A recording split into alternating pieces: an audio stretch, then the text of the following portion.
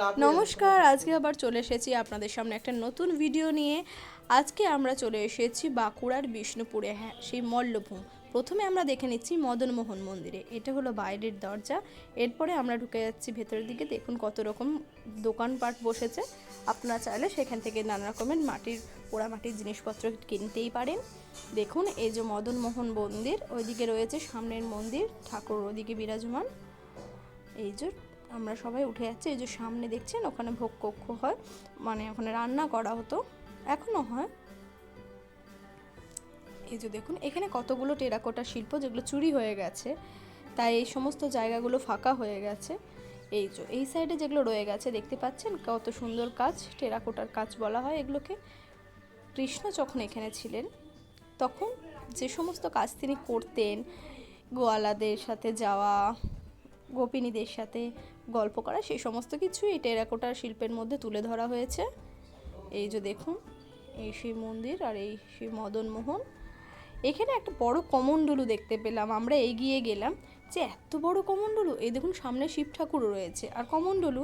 দিদা একটু দেখছে খুলে যে ভেতরে কিছু আছে নাকি। হ্যাঁ একটু জল আছে। এমা এটা পিতলের নয়, এটা প্লাস্টিকের। আমরা তো ভাবছিলাম এত বড় হয়তো পিতলের কমণ্ডলু হবে। এই যে আমরা এখান থেকে বেরিয়ে আসছি, এরপরে যাব পরেরটাতে। এটা হলো আমাদের বড় রাজদরবার। রাজদরবারের ভেতরের মানে এইটি হলো সেই দরবার যেটা দিয়ে বিষ্ণুপুরে প্রবেশ করা হয়। দেখতে পাচ্ছেন কত পুরনো। আর এখানে সব সৈন্যরা লুকিয়ে থাকতো বন্দুক নিয়ে, বন্দুকগুলোকে এখানে ঢুকিয়ে রাখতো। যখন কোনো শত্রুরা এই দ্বার দিয়ে প্রবেশ করতো তখন তারা গুলি করে দিত এখান থেকে, আর তারা লুকিয়ে থাকতো। এই যে দেখতে পাচ্ছেন অনেক হোল করা রয়েছে ইটের মাঝখানে মাঝখানে, অনেক পুরনো হয়ে গেছে। আমরা যেহেতু বর্ষাকালে গেছিলাম আরও শ্যাওলা দেখা যাচ্ছে। এই যে দেখুন এই যে ছোট একটা গেট, এটা দিয়ে ওপরে ওঠা যায়। ওপরে উঠে সেনারা নিজেদের পজিশনে বসে পড়তেন। এই যে ওপরে একতলা দুতলার চারিদিকে মানে লুকিয়ে থাকতে হতো তো তাদের। এই যে গেট দুদিকে দুটো আছে। এই যে এখানে বন্দুক তাক করার জন্য তারা এখানে বসে থাকতেন লুকিয়ে। এই যে দূরের থেকে সেই রাজদরবার। এরপরে আরেকটা মন্দির ছিল। এরপরে চলে এসেছি আমরা মৃন্ময়ী মায়ের মন্দিরে। ফটো তোলা নিষেধ, আমরা ফটো তুলতে পারিনি। পাশে একটি দোকান, ডোকরার জিনিসপত্র রয়েছে, পোড়ামাটির জিনিসপত্র রয়েছে, আপনাদের যেটি পছন্দ হবে কিনতে পারেন। এখানে একটি বট গাছও রয়েছে, আসলে 5টা গাছ একসাথে ছিল। মৃন্ময়ী মায়ের মন্দিরের ঠিক অপোজিটে রয়েছে রাধাশ্যাম মন্দির। এই যে রাধাশ্যাম মন্দির দেখতে পাচ্ছেন, 3টে দরজা।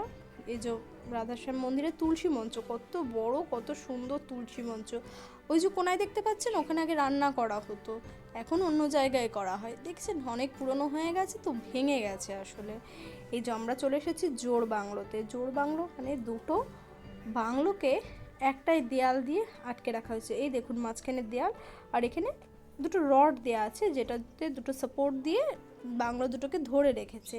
এখানেও সেম, আমরা জানি মল্লভূম মানে টেরাকোটার কাজ, পোড়ামাটির কাজ। এই যে পুরো দেয়াল ভর্তি।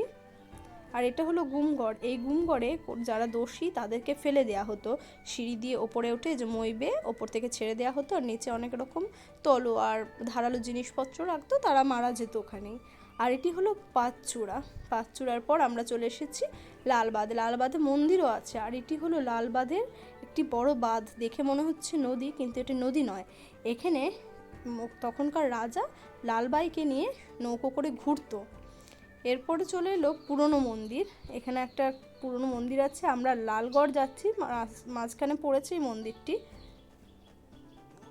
তুলসী মঞ্চটা দেখুন কি সুন্দর লাগছে। আর এটা হলো ভোগ কক্ষ, এখানে ওই মন্দিরে ঠাকুরের জন্য রান্না করা হয়। এখন আর হয় না, আগে রান্না করা হতো। আর এই যে মন্দির, এরকম আরও অনেক মন্দির আছে, আপনারা চাইলে সবগুলো দেখতে পারেন। আমাদের একটু তাড়া ছিল। এরপর আমরা লালগড় চলে এসেছি।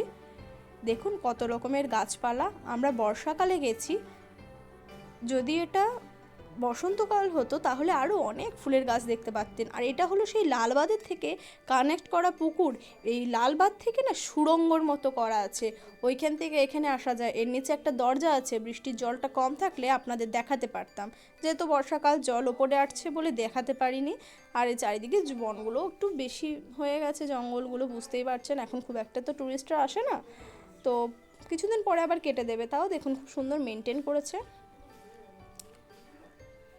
এই যে ওই লালগড়ের যে টাওয়ারটা আমরা আগের ভিডিওতে দেখিয়েছিলাম, ওই টাওয়ারের ওপরে উঠেছি। এখান থেকে দেখুন বিষ্ণুপুরটা দেখা যাচ্ছে, কি সুন্দর লাগছে দেখতে। গাছগুলো দেখুন, বা কি ভালো লাগছে না দেখতে।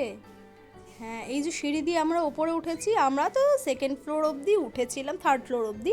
আরেকটা ফ্লোর ছিল, ওখানে ওঠা বারণ, আসলে এখন আর উঠতে দেয় না, লোহার সিঁড়ি তো দুর্বল হয়ে গেছে সিঁড়িটি। এই যে আমরা এখান থেকে দেখে নিচ্ছি, অনেক দূর অবধি দেখা যাচ্ছে, আরও ভালো বোঝা যেত। বর্ষাকাল বুঝতেই পাচ্ছেন, গাছপালাতে ভর্তি হয়ে আছে, চাই চারিদিক সবুজে সবুজ দেখাচ্ছে।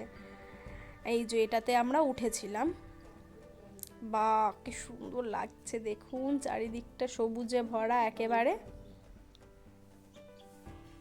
আমরা চলে এসেছি মল্লরাজার কামান দেখতে। এটা হলো সেই কামান যেখানে এখনো অবধি এখন রাখা আছে, আগে যুদ্ধ হতো। আর এটা হলো রাসমঞ্চ, বিষ্ণুপুরের সেরা রাসমঞ্চ, হাজারদুয়ারির মতোই, কিন্তু হাজারদুয়ারি না, ভেতরটা সলিড হলেও অনেক কটা দরজা। আমরা ভেতরে ঢুকেছি, একবার এদিক একবার ওদিক করেই যাচ্ছি। দেখুন আমি বেরোতে পারছি না, আটকে গেছিলাম, কোন দিকে বেরোবো, আলো তো দেখতে পাচ্ছি কিন্তু বেরোনোর রাস্তা পাচ্ছি না।